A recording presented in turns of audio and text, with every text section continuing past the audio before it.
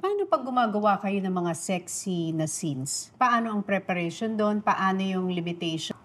Kasi minsan 'di ba, baka ma-carried away sa mga Mm, eksena. Hindi maiiwasan yun because you're doing passionate scenes.